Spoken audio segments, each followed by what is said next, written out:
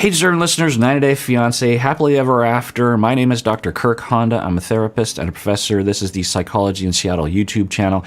If you ever see someone impersonating me, which happens sometimes on YouTube and other places, be careful and let me know so that we can contact the people so that they can have that account removed. It happens sometimes. Usually they're just trying to sell you crypto. So if someone that looks like me and talks like me is, trying to sell you crypto, it's not me, because I don't know how to sell crypto. I barely understand crypto. I don't care about crypto. If I never hear about crypto again, I'll be happy with my life. Let's watch. I got screenshots of all of it. Michael, he's lied so many times, and this morning pushed me over the top. When I left Michael at the park, I called a friend back home and I asked her to do some digging for me on Michael's Instagram because he had me blocked. And what she found only confirmed my suspicion. She sent me a bunch of screenshots. One especially got my attention was some random girl wishing my husband a freaking happy birthday and him saying, "Thank you, my person." Okay.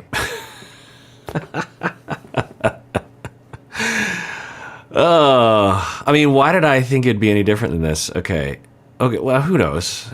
Maybe he's cheating. But she had a friend look at his Instagram, which is okay. It's probably better to do that than to assume things. And the friend sent a bunch of screenshots. So presumably this is the worst one of the bunch, right? She wouldn't present the mid-level worst one. She would present the worst one. So this is the worst one. And someone says happy birthday to him on Instagram, and he says, "Thanks, my person." That's a weird phrase. There's got to be something cultural about that, right? Because I can't imagine someone in the States saying that phrase, "Thanks, my person." What would that mean? My person.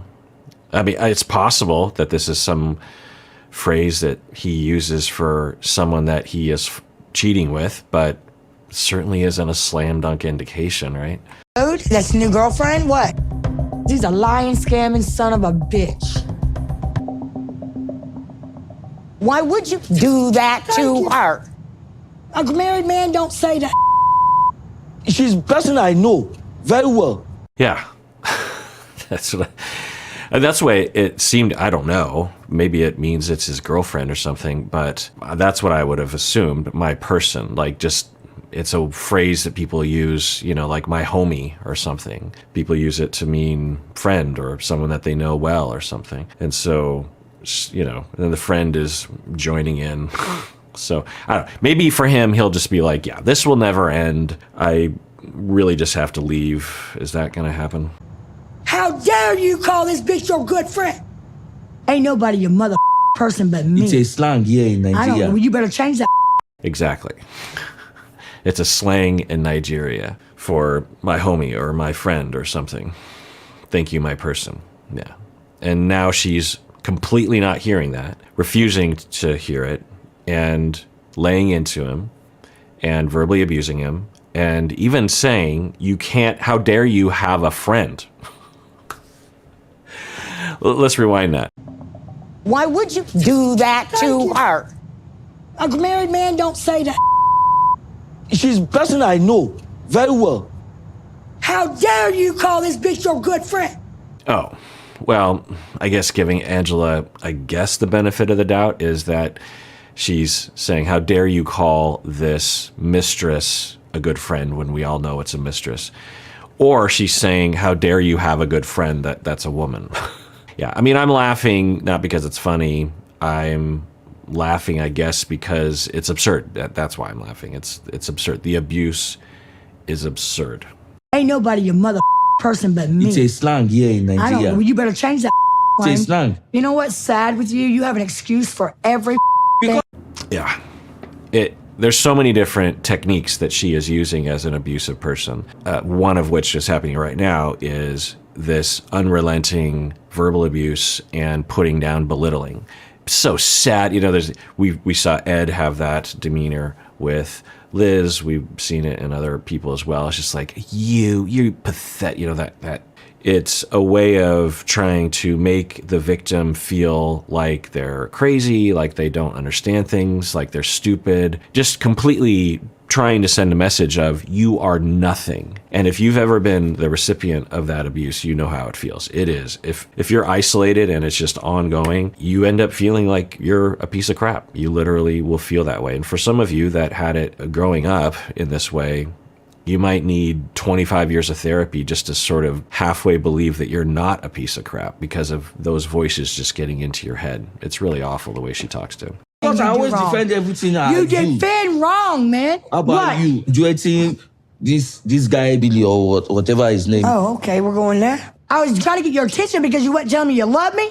Okay, yikes. So he brings up the fact that she was overtly flirting with someone. There was no ifs, ands, or buts, no misinterpretation of that. She claims that she was doing that because she cared about his medical condition. And it's just like, well, if that, anyway. So then she is caught in a hypocrisy. And so now she is ramping up, yelling at him, refusing to listen. Yeah, it's just par for the course. You wasn't being on the phone with me. How about that? I'm very loyal here. I let everybody know I'm married. I know I've done wrong in the past. Don't say the past. Right. So he is able to admit, from the looks of it, back a number of seasons ago when he did come forward about having cheated on Angela, he said it was a one-time event. And I think he told Angela when he didn't have to tell her, right? I'm trying to remember.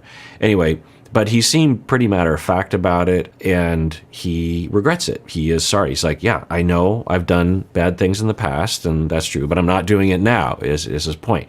Now, if Angela has insecurities based on that previous infidelity, that would make total sense. It's fine. Infidelity is rough. To be victimized by infidelity will stick with you. That's okay, but the way she deals with it. And within the last 24 hours. No, I You've said- lied. Do you see my pain? There's just, what is it? It's just when she... So when she goes into this mode, I think it's genuine. I mean, I don't know if it's genuine. It's impossible for me to know. But given what we've seen, it wouldn't be unusual for an abusive individual to have a lot of pain. It comes from a lot of pain. It doesn't justify it. It doesn't mean you should stick by it. I'll repeat it again. Just because I propose a view of abusive people that provides a conceptualization that might provoke compassion from y'all does not mean that you stick with an abusive person. I do not stick with abusive people. I see them as through my model of attachment injury and schemas, and I understand they're coming from insecurity. I understand that was modeled to them. I understand they were abused growing up. And yet I distance myself if I don't see an answer to having them change such that I won't be abused anymore. I only have one chance to live on this planet, and I'm not going to spend it being abused. It's as simple as that. I feel bad for them. I'll even wonder if by leaving the person that I will be another reason why they will distrust people and be potentially more reactive to people in the future. But I'm not everyone's therapist. It's not my mission in life to be abused by people who have issues. They need to go to therapy. They need to go through treatment. Anyway, so when she goes into this mode, which I think could be genuine, I think what happens for me emotionally is I have this massive cognitive dissonance where a part of me cares and has compassion, is like, oh yeah, there it is. I feel bad for Angela, and that's there. But there's this other part of me that's just completely repulsed by her abuse of Michael. Just unrelenting abuse, physical, emotional, verbal, economic, and it's despicable. It's despicable behavior. And so I have this cognitive dissonance. If she were a client, I would elevate that side of me that has compassion, because that will help me to feel better about treating her. It'll help the relationship. I will try to make sure I don't forget that she was being abusive, right? Because if I elevate the compassion side, I might forget that she is abusing other people and will lose objectivity around that. Some therapists will do that. Therapists will really bond with their clients, which is good, but they'll go too far, right? They will have compassion for people that have deplorable behavior, and they will go into denial about the deplorable behavior, might even justify it to the individual, which is not good for anyone. including the abusive individual. So if that were the case, yeah, I have a way of doing that. I've treated many perpetrators, people worse than her, and have managed to have compassion. I see their abusive behavior as what it is, and will have no problem pointing that out to them. But I'm able to engage in a relationship, and there will be times when I'll have my compassion challenged, if you will, particularly if they start doing this to me, which will happen sometimes. But when I'm watching a TV show, I'm not a therapist. I'm just watching. I don't know her. I don't have a relationship with her. And so when I see this, I have an impulse to be compassionate, but I also have an impulse to not. And that's why it's whenever I see this, especially as this season has progressed, at the beginning of the season when she would cry, it was easier for me to have compassion. But now it's almost like I don't want to, I do, and it's there, but I just, it's hard. Is this worth it? Is this worth it? Look at your wife. You want to say you're a man. I'm a man. I want to have my own things. I want to this. You can't even man up and go to your woman when she's crying. Yeah. So this is all in line with the abuse of him. So now the friend is piling on the accessory to the abuse. And the Angela will say a similar thing of just like, she said that earlier. The only reason why I was cheating on you was because you were refusing to talk to me on the phone. You wouldn't talk to me on the phone, or you blocked me, and it's like, well, because you were abusing him. And you didn't let him talk to you. So that's why that happened. And now, from Angela's perspective, she could literally see it that way. Abusive people have extremely distorted views of reality. Some abusive people don't, psychopathic people, sadistic people, Machiavellian people who know that they're abusing and they just don't care about human beings. But typical abusive people, it's just how they see the world, and it's a part of the problem.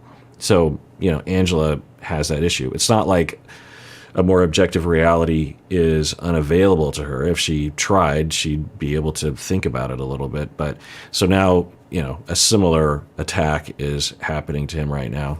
It's like, how come you're not consoling her? She's crying. What's wrong with you? It's like, she's abusing me, and it's constant abuse. He don't care about me. When are y'all gonna realize this? Opportunity. He had an agenda. It's called a romance. I mean, why, Michael? If this is a representative of reality, why? You just have to. So it could be a scam at this point, right? Because why would you stay with someone that treated you like this for such a prolonged period? Other couples on the show, Ed and Liz, for example, there will be moments of conflict and abuse, but not constant. My impression I think it's true, that for weeks, it's just been constant abuse until the time when he lied, and then she relented, and then everything was back to normal, and then all the abuse. You just have to wonder why. What does he see? What's he holding on to? Now, it's possible that he's been gaslit. It's possible that he is still holding out for her to change, that he is deeply in love with her and deeply attached, which would make sense, but because he's married and he's in love. But the possibility of scamming actually strangely starts to emerge, not in the way that Angela thinks it's emerging, but the fact that he hasn't left her, because that would be a motivation, right? If you're just like, well, and I don't like accusing people of that, and I don't think this is true, but it's possible, right, that he really, really does want to come to the States, and he sees Angela as his only ticket there, or as his shortest ticket there. And he doesn't really care about how he thinks about her. He doesn't really care about the abuse, because he's just like, look, I don't care about her. I don't love her. I'm playing her. And so I'm just trying to get to the States. When I get there, I'll go through the motions, and then I'll divorce her and everything. This is just a process I have to go through, because you would think that over time, at some point, he would just be like, my goodness, this is our relationship. Now, I do think he is waking up to that and has woken up to it to a certain extent. And so maybe he's just making sure that this is the relationship he's in, and or the producers are kind of coercing them or encouraging them to have this conversation, and he gave up a long time ago. I don't know. Why did he marry me? Because I love you, for crying out loud. You are saying I'm So you opportunist. put me through hell? I'm opportunist for what? Mental breakdowns? Because Just like you said how today. about myself? Am I not your husband? I am not. Please, you guys, please. So here we are. Are we gonna find a solution? There's no resolving this. I got closure for me. As painful as it is, I know where I stand. Yeah. If it's over, then it's over. And so just have it be over. I guess I emotionally, as a citizen, given what we've seen, I guess I just hope that it's over. And so she can, I don't know what her path would be, but at the very least, Michael could maybe just have a different path in life. There's just got to be a different path. For crying out loud, why would you say that? Have your Instagram. I'm over this. When you give all you can give, something in your soul tells you, throw in the towel. There's nothing more you can do. I've always forgiven Michael and took him back. Maybe I'm part of the problem as well. Maybe I'm the reason he keeps doing what he's doing, because I never, ever leave him. You've took everything from me. I'm getting it back today. So just more abuse, yelling, screaming, not listening, irrationality, putting him down, belittling, talking over him, intimidation, aggressive. Another aspect of abuse is that, and I think we might actually be a part of this, that when you see Angela's range of abusive behavior, this is actually further down in terms of the range. It's not her top end of her range of abusive behavior. And this can look like not abusive, but this is abusive. The yelling in the face, not listening, putting down, it's definitely abusive. And so one of the things that can happen in our own lives, whether it's our partner that's yelling at us or our parents, or we're witnessing it from the outside, is it can become normalized. People will say that. They'll say, even in the comment section below, sometimes I'll comment on something and people will say like, wow, when Kirk reacted to that, because that's what my family looked like, or that's what my partner looked like. And at the time I thought it was normal, but seeing Kirk label it as such, I now can see that I actually went through abuse. And that's true. I did. It was so normalized to me. I thought I deserved it, or I thought that was normal, right? And it's not normal. What she's doing is not normal, not okay. You're not taking my joy.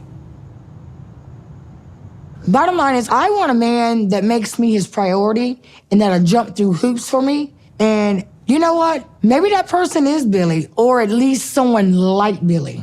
I'm just going to take a guess and say what that really means when she says that is, I want someone that I will be able to totally control, because that's my goal. And with Billy, I would hope that he wouldn't want that because no one deserves that. Because he doesn't try to change me. He accepts me for who I am. And that's what I thought my husband did, but obviously he hasn't, and he's not going to. The distortion, that's her story, that Michael's trying to change her. What is he trying to change? I don't know if we've ever seen Michael complain about Angela doing anything. What is he trying to change? See how abusive people will flip it around. She's the one controlling him. She's the one abusing him. She's the one making him give up his Instagram account for no reason, just because she wants to control him. And the way she narrativizes it is, Michael is trying to change me unfairly because he has an Instagram account. Yeah, it's astonishing. Ridiculous. If I take the Instagram up, do you know there's still gonna be an issue between us? The issue is you, bitch. You don't see what I've done. More abuse. I'm just glad that Michael is able to see what I think is real. Is that, do you understand? If I give up Instagram, you're just gonna, it's always gonna be abusive. You're always going to abuse me. You're always gonna mistreat me. And then she proves his point right there. And for you and me. You beg nobody to love me. The relationship is so toxic. If this is the end of my marriage, which I pray not, I will feel so unhappy, Angela is a part of my life, and I really love her. But either I choose her or I don't have any say in this marriage. I don't know. All right, well, that does it for that episode. Everyone out there, please take care of yourself, because you deserve it. You really, really do.